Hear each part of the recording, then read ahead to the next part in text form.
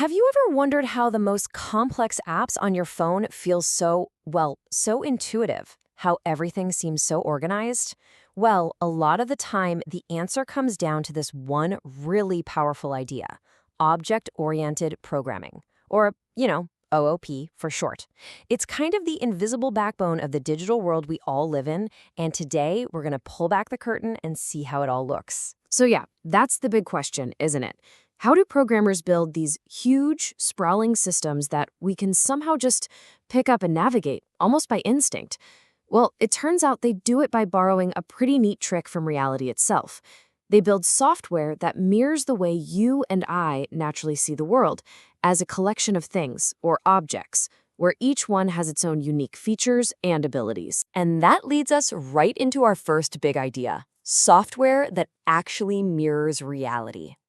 See, the real genius of object-oriented programming is that it organizes code around concepts we already get, the objects from our everyday lives. This makes it so much more intuitive to design, to build, and understand even the most complex systems. Now, to really get a grip on this, we're not going to look at a single line of code. Nope. Instead, I want you to just picture a factory, a simple little factory that makes plaster figures. Believe it or not, this one analogy is going to unlock this whole concept for us. Okay, so inside our factory, right, there are two absolutely critical things. We've got the blueprint for making our figures, and then we have the actual figures themselves. These two components, they line up perfectly with the two most fundamental concepts in all of object-oriented programming. First up, we've got the class. Now, in our factory, the class is the mold. It is the master blueprint. It defines the shape, the size, all the potential features of every single figure we're about to make. A class isn't a figure itself, you gotta remember that. It's the template we use to create them. So, if the class is the mold, then an object is the actual plaster figure we create from that mold. An object is a real, tangible instance of a class. And here's the key: you can use one mold, one class, to create tons of unique figures or objects.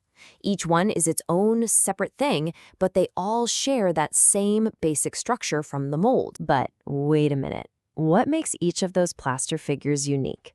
And what can they actually do? This is what brings our objects to life, and it's where we introduce two more core ideas: state and behavior. Every single object has a state. That's just a fancy way of saying its current set of characteristics.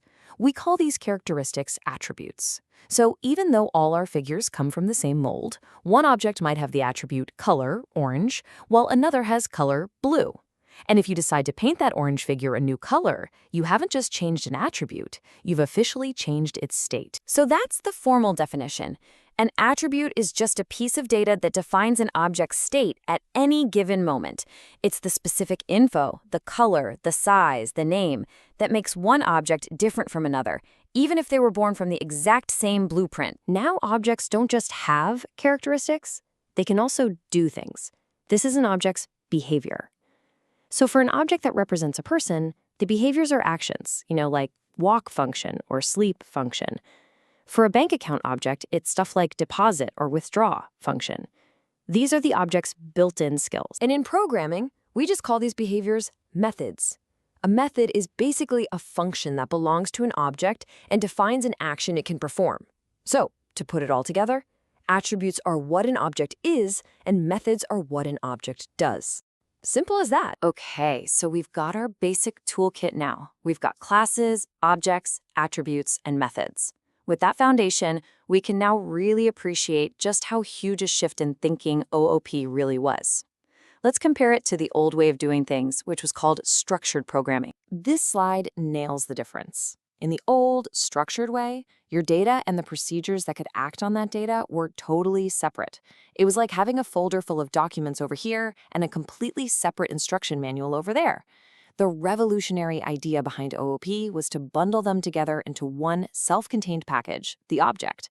Now, the data and the actions that can modify that data live together permanently. It's a total game changer. So why? Why did this new way of thinking completely take over? I mean, what problems did it solve so darn well that it became the dominant force in software for decades? Well, this quote right here gets straight to the heart of it. Look, building software is complex, sure, but the real challenge is changing it. The world changes, business needs change, and software has to be able to adapt quickly and cheaply. This is the exact problem that OOP was built to solve. And this right here is OOP's superpower. Because classes are reusable blueprints, you can build new software from existing battle-tested parts. That makes everything faster. And remember how objects bundle data and methods together? That concept has a name. It's called encapsulation. Think of it like a protective shell. It means you can change the guts of how an object works on the inside without breaking everything else in the program that uses it. This makes software so much easier to adapt and way, way safer to maintain. And that leaves us with one last thought to chew on. We started with this idea that object-oriented programming works so well because it organizes the digital world in a way that mirrors our own. So as we build more and more of our future on top of this foundation, it's worth asking, how will these digital objects, these reflections of our reality, start to shape that reality in return? What kind of new possibilities are they going to unlock for us?